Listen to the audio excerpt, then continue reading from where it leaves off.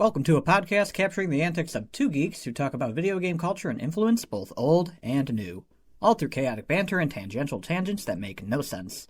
My name is Mask. I'm still smiling because I have one more thing to say. This is my pal Red. Go right ahead, my man. I was doing it without even asking before. And together we make the Reddmasq Podcast. This is episode 18. So I can kind of encapsulate this into just like two little capsules of knowledge here. Stuff that would like be sprinkled into stuff. From a corporation? Yes, Capsule Corporation. Let's talk about Sandland. Let's talk about this little project that was probably Akira Toriyama's last project.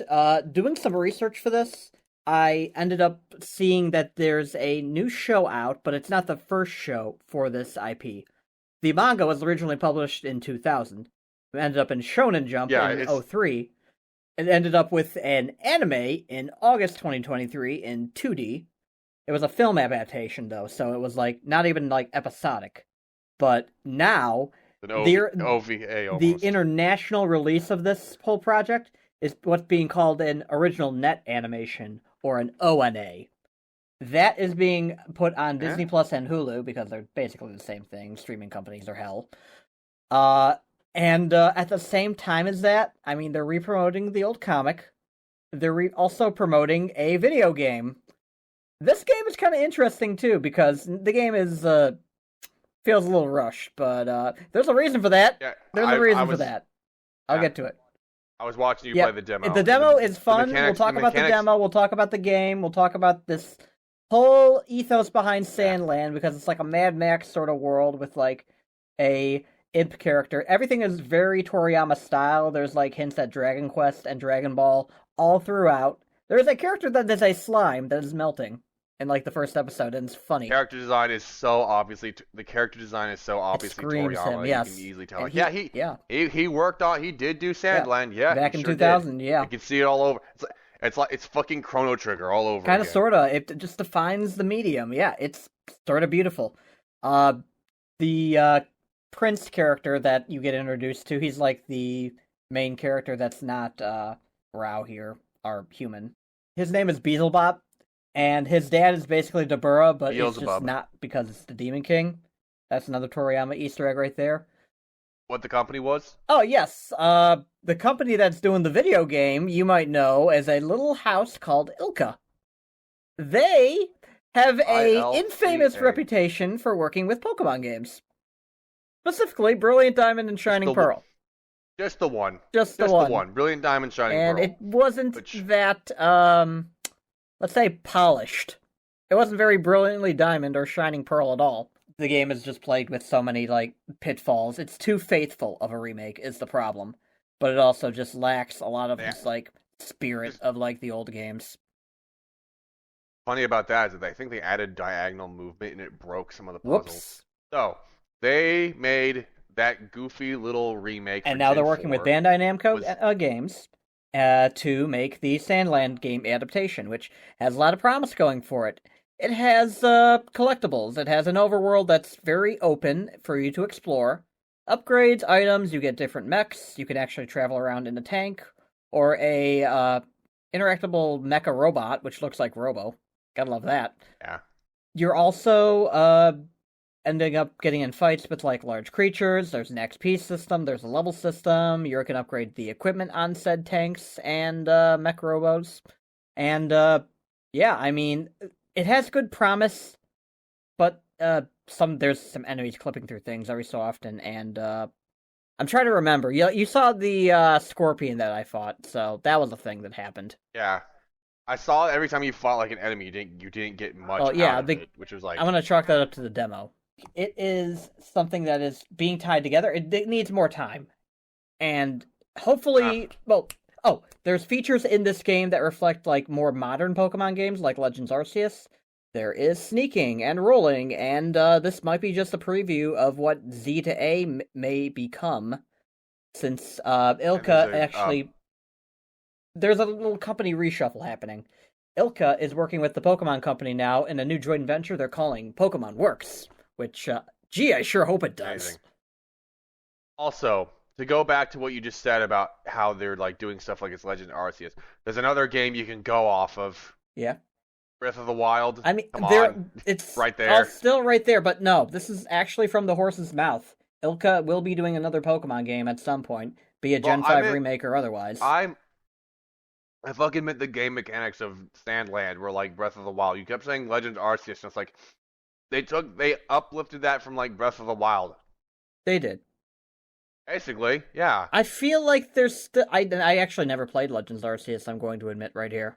Me neither. Just absurd because it's. I'm not. Apparently, it's one of the fan favorite actually. Pokemon games. It's just captured a lot of the energy and just become the favorite. And I feel like we're both hipsters at this point, trying to preserve like the old games, but like they didn't succeed in that. I think one of my favorite like Twitter discussions I saw was like people started actually discussing what they liked and disliked, and the people who didn't like the game were the people who were really into the combat. Because Legends Arceus' combat was nerfed, I guess, in terms of complexities and how much would happen with it.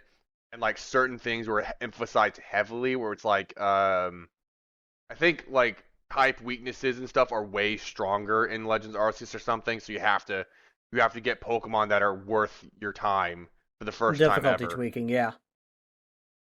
Basically requiring you to get Pokemon you need, like basically forcing you to move your team around instead of using whatever. So that was the want. first time, and the second time was in the DLC in Scarlet. Okay. That's what I'm getting out of this. Interesting.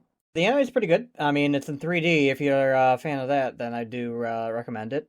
Although, to be fair, there's like a Dragon Ball anime going on right now, like Dragon Ball Superhero, that's in 3D. Yeah, that's where a lot of animation style is going. I do not have enough qualification to talk about that. This is a nerd show for video games, not anime. Sometimes. I've seen some stuff that's in that like kind of limited frame rate 3D stuff. It looks it looks fine. It takes a little bit of getting used to the frame rate, but it looks fine. Again, I would love to talk about anime more on this show, but it's just something that I don't think I'm qualified for because I'm not that much of an otaku weeb. Just talk about the shit you love. You love this. I do love it. We can talk about it when we're finished with the damn series. Yeah. It's very First, good. I want to talk about how your pen stinks. Seriously, it's beyond gamers at this point. People are just strangely putting things near their nose, sticking their nose where they shouldn't, let's just say. Remember when everyone was licking Switch cartridges? Yes, and now people with really fancy technology, the Samsung Galaxy S24 Ultra, are smelling their S Pen. I kid you not. It just smells like a new car.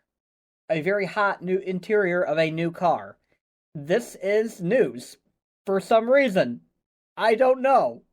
They put it on The Verge. They cover tech that's like... Look, they covered the Apple Vision Pro and shit. So, I don't know what the fuck's going on. Look, slow news day is sometimes a good thing, because that just means not much is happening right now, and that's fine. I mean, it just means that they're going to put their nose where it doesn't belong again. Or maybe their tongue. I know they're trying to get a pulse on the media, but you don't have to literally taste it. This episode is brought to you by us. We work hard in making an exciting show each week, chaos included. Check out the links in the show notes for ways to help support the show. This includes our coffee page, which you can find at ko-fi.com/mask31.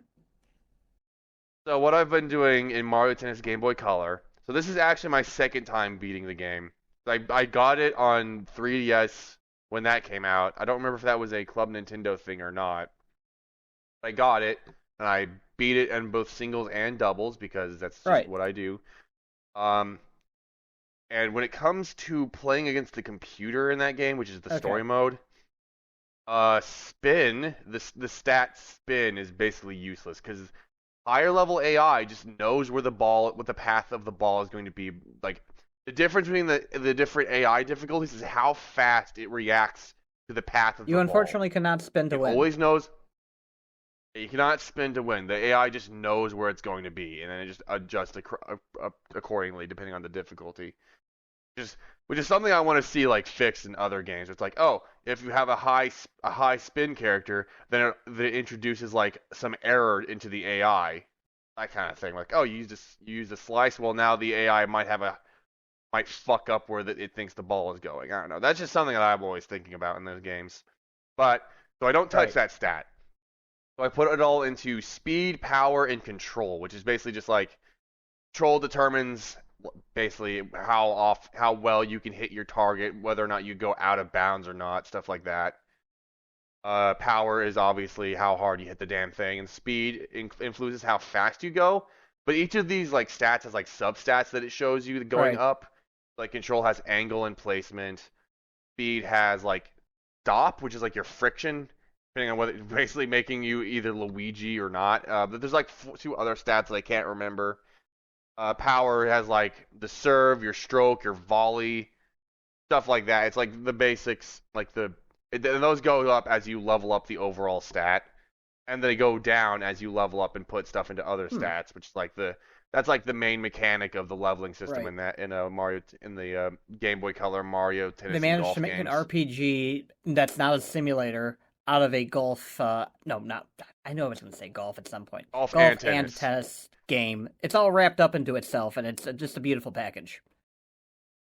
And part of the fucking fun of it was that the original versions, you could take, if you had the N64 games, this is an N64 game as well as a Game Boy Color game.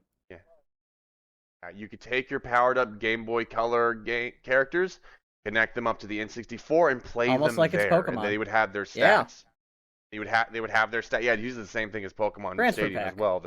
But we don't get that with the NSO and Virtual Console stuff, so that's out of the question.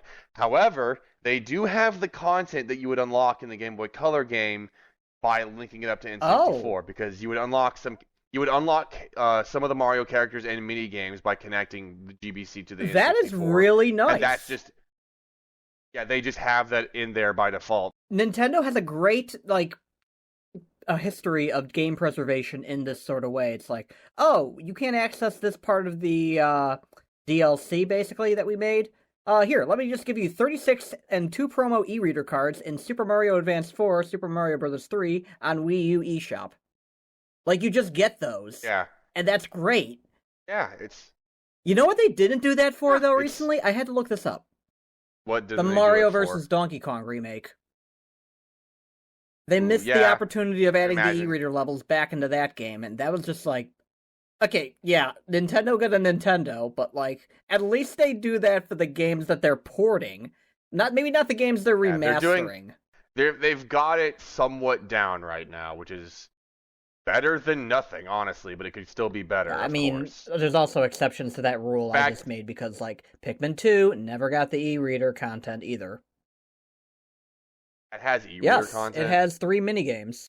That on the e-reader or in the GameCube? You have to scan cards into the GameCube game. It was only available in Japan, and it would give you games to play on your GBA. Oh, well, that the connection to the G. Hard the to fact preserve. It has the connection.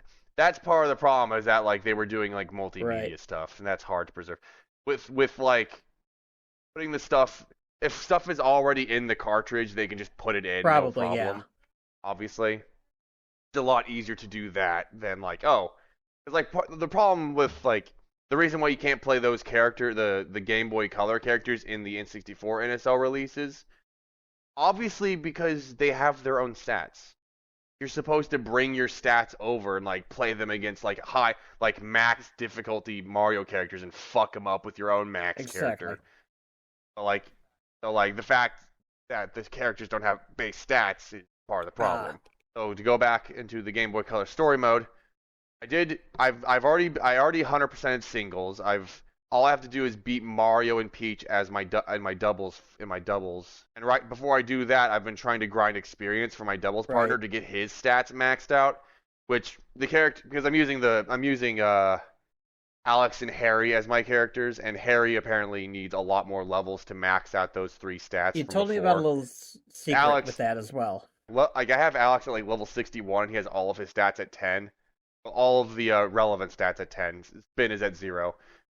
He's maxed out as far as the game matters. But Harry is at level 75 right now, and he's still got some stats that need to be level 10. I guess because they're the AI companion, you're not supposed to be able to get them up as fast, I guess, to carry you. I don't know if they fixed that in the GBA games.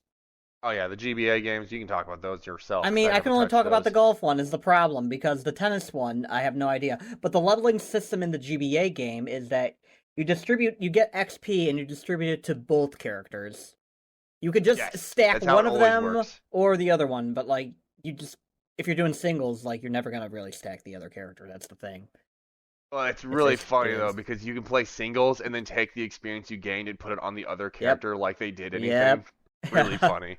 But what I've been doing is I've been mostly doing exhibition matches, which is like typically when you do exhibition match, you're supposed to like play Mario characters against Mario characters, but you can also choose characters from the story mode and the characters your own playable characters as well, and they carry their stats over. And the point to do that is that if you do an exhibition match with your playable characters, they gain experience. Is like how you're supposed to like grind experience after a certain point because the story mode is kind of limited in how it lets you grind.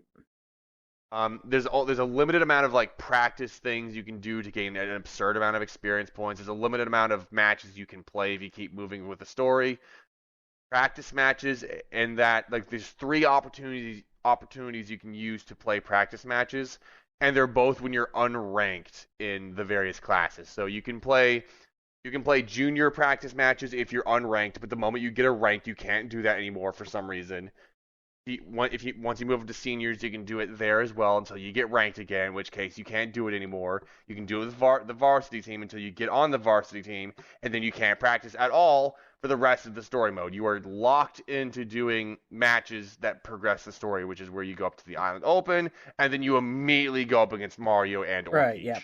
The Superstar Showdown. It is pretty. It kind of railroads you really hard if you aren't paying attention.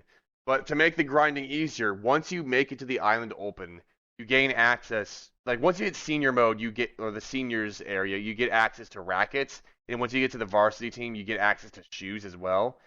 But the thing that matters is that once you get to the Island Open, you can just fly back and equip the iron racket and the iron shoes. Those both give a plus 50% experience gain at the cost of reducing 4 stats by 2. Like the iron racket reduces all your power stats by 2. So this is your EXP iron, shares, power anklets or whatever from Pokemon. These it's the EV boosting things in Pokemon. It raises how much experience you get, but at the cost of reducing your stats. But when you're maxed out like I am, and it just reduces everything from 10 to 8, you're still able to basically clean house. If your stats are just high enough. 8 stats are very respectable and still very good. Why don't you tell everyone about the gold racket? Gold? Oh, for fuck's sake! So there are 2 rackets. There's 3 rackets that you can unlock through other means.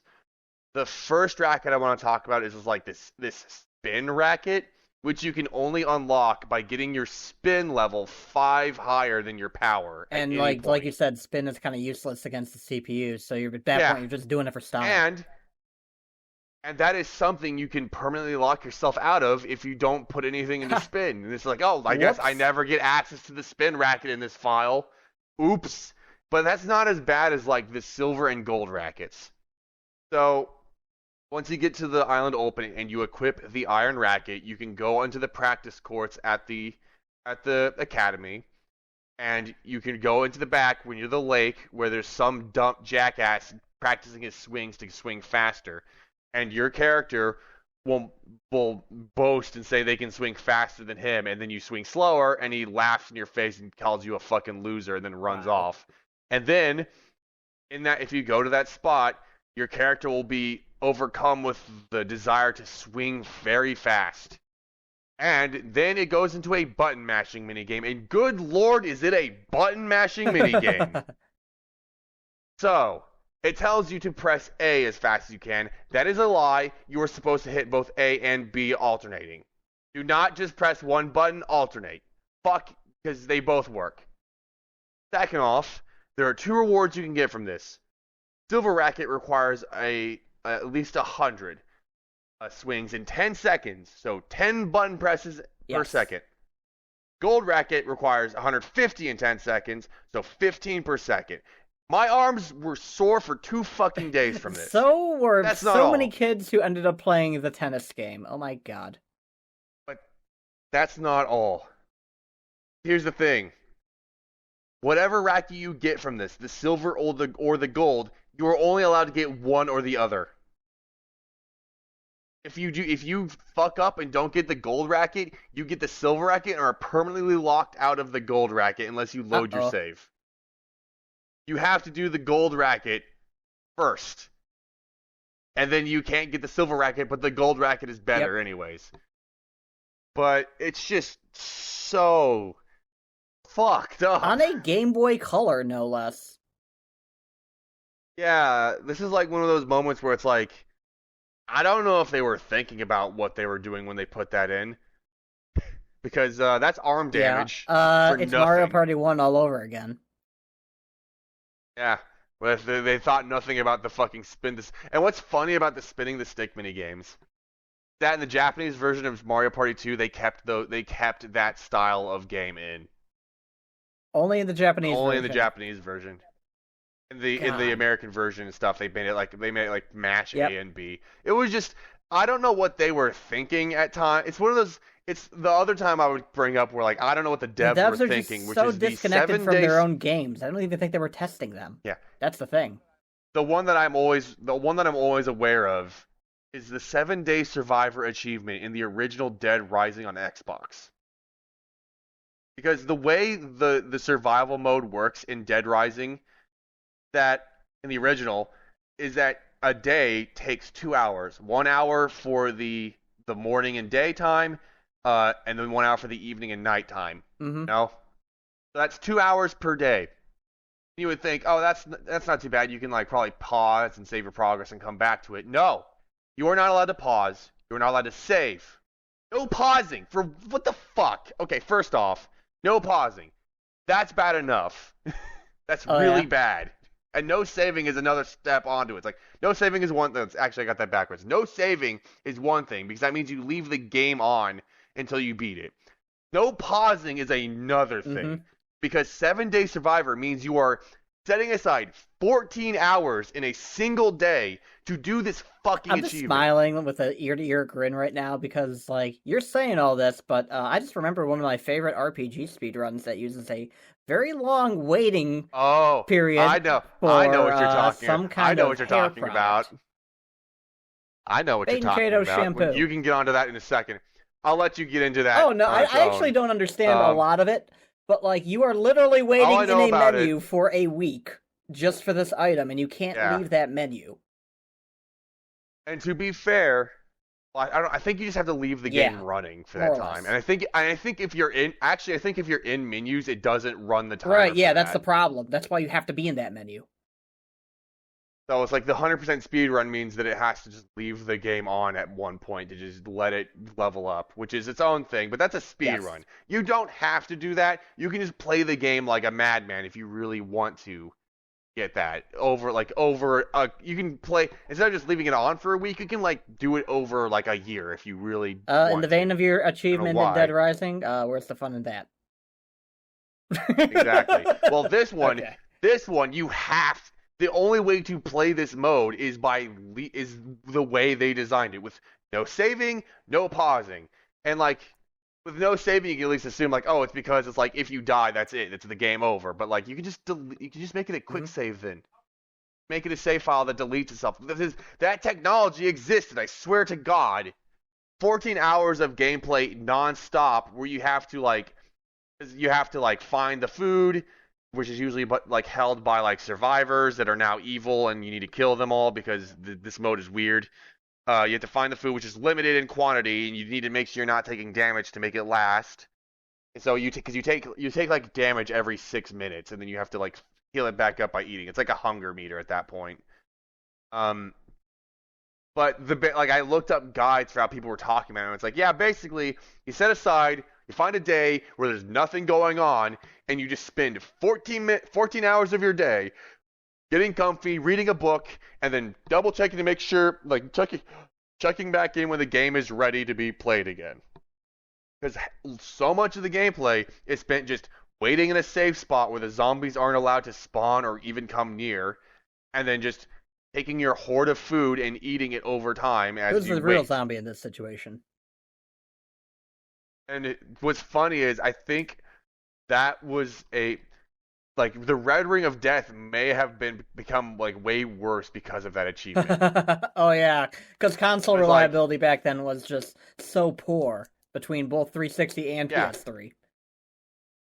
yeah, and anyone who fucking attempts that is going to run their Xbox into the goddamn ground. The Xbox 360. I think it Red was. Ring and Yellow Yeah, 'cause Light that's the one for specials. Red Ring. Yeah, but one more thing, Red. One more thing. But I know you're really annoyed at how long you have to wait for that. But I know that we're all thinking the same thing here. We're all waiting to super go outside. What? You mean the fucking achievement of the Stanley Don't play it Parable? for 10 years. Yeah, that at least makes sense for that game. It's very funny. Like the whole point is like it's constantly doing like meta Yeah. commentary. So fuck it, make the achievements Where were goofy you like 10 that. years ago? I don't remember. I've no 10 years ago I hadn't been even playing the Stanley Parable, so I cannot get that achievement for another 10 years unless I buy the game. I think I was playing Ain't happening, Bayonetta so on Xbox 360. That's all I can remember. Yeah. Yeah, but like, good lord, that achievement is just so absurd to look at, where it's just like like they're just super disconnected from what the fuck they just did. It kind of reminds, and like the way I often see it nowadays is like with like incremental games and like poor balancing, where it's like, oh, we have set up our incremental game like this. Oops. To actually beat the game with everything we have in there right now, it would take longer than the heat death of the universe to win. We didn't do the math. Like that's like, yeah, you didn't do the math. That's as simple as that. You just didn't do the fucking math, you goofballs. With shit like Dead Rising, so much more deliberate decision has to be put into it, where it makes it a lot more mind-boggling to look at and think about. Where it's just like, at no point did anyone look at the fact that you can't even pause the damn thing and go, are we doing a bad Why would they here? pause the game when they could just do another gritty remake? Why would they like why would we put in pausing? You're supposed to survive. It's like real life. You can't pause in real life because it's a video game. My God. It's not This is real the life. episode where I become a villain. Video game. I'm just gonna say that right here because like that's how like my commentary has been past couple of things. Also ADD. Okay. I need to get back onto Mario we need Tennis to though. kind of God derail damn it. this somehow because this train has jumped the shark. Because there's one thing I need to say about this, because I figured out a little bit how the EXP system works. I think each match has like an EXP multiplier associated with like beating it and like playing games in it. Because like the way just to go quickly over how a tennis match works, you have a whole match that is split up into sets. So either 1 set, 3 sets, or 5 sets, where it's a best of. So if you get the best 2 out of 3 sets, best 3 out of 5 sets, etc. Each of those sets is split up into games. They can be the sets can be split up into 2, 4, or 6 games, but 6 games is like the standard. And you have to win 6. You have to win those games by 2. So if the other person has 5 games, you have to get 7 games. Or if you both get 6, 4, or 2, whatever it's at, you'll go into a tiebreaker, which is like a speed. It's like a speed set where it's like you're constantly changing who serves, what side of the court you're on, until you beat the tiebreaker and win by 2 points. Speaking of points, each game is split up into points, where it's like you have first person to get to 4 points or win by 2. Yeah, the deuce is the win by 2 that's system. The deuce system. That's tense for you. Because instead of fucking counting on ad infinitum, they're just like, okay, 44. You're both at the same level. Deuce, advantage, back to deuce, advantage, game, set, match, ping pong, etc. Yeah, both ping pong uses the same goddamn scoring system, as far as I give a shit. It's called table tennis for a reason. But okay, so that's how the scoring system works. I figured out how the EXP works, for the most part. So there's a constant experience system where anytime you win a point in a special way, which is like a service ace, a smash ace, a return ace, a lob, or a drop shot, you'll gain 1 experience point for the match just by default, and that doesn't get multiplied by anything other than iron boots and tennis racket. If you put it on both, you get double experience. Double the fun. Each match that you play, depending on where it is in the story, depending on how hard the AI is in an exhibition match, if you're doing that, amount of experience you get it's based on that. And then it also is based on how many games you play. So, I found out that if you sandbag and BM the opponent by like purposely losing points in games and sets to maximize how many games you're playing, you can get so much more experience from like the Island Open finals. Like I did that in the Island Open finals for my doubles match, and I got like 2,300 experience points and gave my partner 7 levels. That's great, because like you said, this game kind of corrals you into like playing these ranked matches throughout the later half of the game. So like this is just the way to grind, basically. Yeah, and that's like in like those forced matches where you're up against the finals, etc., are like the highest experience points gains by far. So like if you can squeeze them a little bit and make your grind to max level a little bit easier, might as well. It's not necessary, but I do it because I want to see those tens. Get those numbers up. I want to decimate my opponent. Damn it, not just win. But so that's basically something I started using. It's a shame I only found out about it like really late into my playthrough. But it's really funny to imagine like being in the finals of this really important tennis tournament and you're sandbagging. You're just BMing the opponent so bad. Like I'm purposely hitting the ball. I'm hitting the serve before it bounces. I'm stealing my doubles partner's serve and giving you the point for free. Oops, I still kicked your ass anyways when it mattered. It's just like imagine somebody doing that in real life. They would get fucking thrown out. Well, no, but I mean, it would have their comeuppance at some point there. They'd have a trip. They wouldn't get. It'd be over. Yeah, they wouldn't. Yeah, they would not get thrown out. It could easily bite them in the ass if like things go south. Karma is the ultimate bitch. Because in real life, tennis is not so one-sided. Yes, this is a video game. It's not a simulator. All I know is Mario Golf is actually really fun as well. That's the one that I grew up with. Specifically, the GBA one that refined a lot of the formula around that. Also, they aged up Kid. He's grown up now. Yeah. They age up all the in both the GBA games for tennis and golf. They age up the playable characters from the Game Boy Color games and make them like they make them NPCs and like in Mario Tennis for the Game Boy Advance, all the characters your doubles partners and the characters you play as become like coaches, and you can run into them and talk with them and like train with them and stuff.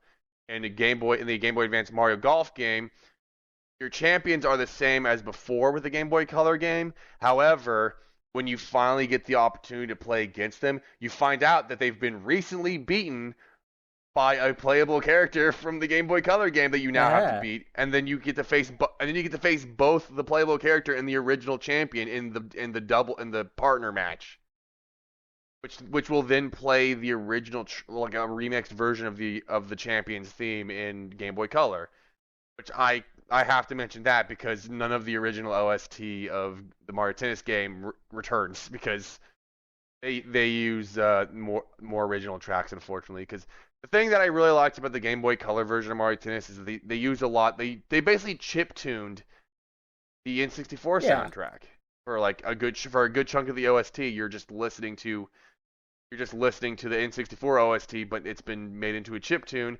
The best that it can be because it's being done by the same guy, and Motoi Sakuraba knows what he's fucking doing. He makes the music for Dark Souls for fuck's sake, and Mario Tennis and Mario Golf. This man is wild. I'm just happy that Mario Tennis and Mario Golf on GBA have just more Golden Sun sound font, because more Golden Sun sound font is good for everybody. And in Mario Tennis, if you listen to Mario Tennis's OST, I've seen videos that take like Golden Sun's music or Mario Tennis's music and then put them in the other's sound font. And it's like, oh yeah, that is just the same Yes. goddamn. That is just the same That is songs, the point. It is isn't beautiful. it? It is golf RPG. And they proved it. He has a style. Yeah, Sakuraba has a goddamn style to him, and he knows how to use it, and it's very, very good. It is music to my ears. You know what's fucking funny? When I downloaded the entire Smash 4 soundtrack when that was the newest game, I listened to like a Kid Icarus Uprising song, and at one point it goes into like this, like before it goes into the loop, it plays this like this whatever it does before it goes into the loop. I don't know what the fucking name is, but I heard how it sounded and I was like, that sounds like Sakuraba. Ooh. And I looked at the goddamn artist, and there he fucking was. I don't know how I found out he has a style, but I did. Ears. I can bring this around to RippedRidley Okay. as well, because they wrong prayed a game that he was the composer for. How much do you know about Ernest Evans? What? Ernest Evans was like I know what Ernest Evans fucking... is. It's like, yeah, Ernest goes to camp and shit, right? No. Or that's not Okay. Ernest Evans. Ernest Evans is a Sega Genesis and Sega CD game that it's like kind of tries to be. It's basically like you're playing anime Indiana Jones, and The it's fuck? very silly. Oh my! Oh, I think we talked And- about this a little bit. I was just an idiot. And there's a one of my favorite jokes comes from RippedRidley comes from that goddamn right at the start where like you get to the stage 1, there's a boss that you beat and you get something, and then like a boulder trap springs. But in the long play, it fucked up, and it like the boulder went ahead of your character. This movement looks like Quap. What the heck is this? Yeah. Oh yeah, it's like Quap. They make that joke too, but it's like follow that boulder, Indy. It was like my favorite goddamn joke from that. 'Cause it's so silly. But this goddamn first track, stage 1 theme. It's just listen to it. See if you can tell that it's Sakuraba. And I don't know how to like verbalize how I can hear his goddamn It's style. like that heroic overtone in the 'Cause refrain is what I think you're hearing there. It could also just be like the chord progression, but I don't know enough music. I don't know enough music theory to do this because music theory is a whole fucking thing you have to study Ask for. your I just bro. know like I don't even. He doesn't know it either. He knows how to make. He knows how to make music, but it's like music theory is its own thing. True enough. It's the post analysis of like music to like understand how it works. Like specifically the post analysis. It's like you can see like how it was built in the process. Like, oh, I can hear the et cetera. But like I think someone just needs to hand you a triangle and you'll just go. I am not Chunky Kong. I didn't know where I was going with that though. That sounded funny. I mean, the triangle is inherently funny to watch Chunky Kong play because it's Chunky Kong. It's a big, muscly gorilla playing the triangle. Very funny. Yes. It is. He is. Chunky Kong is the comic relief character. No, hold on. There's 2 comic relief characters. Lanky Kong, who is just overtly goofy, and then Chunky Kong.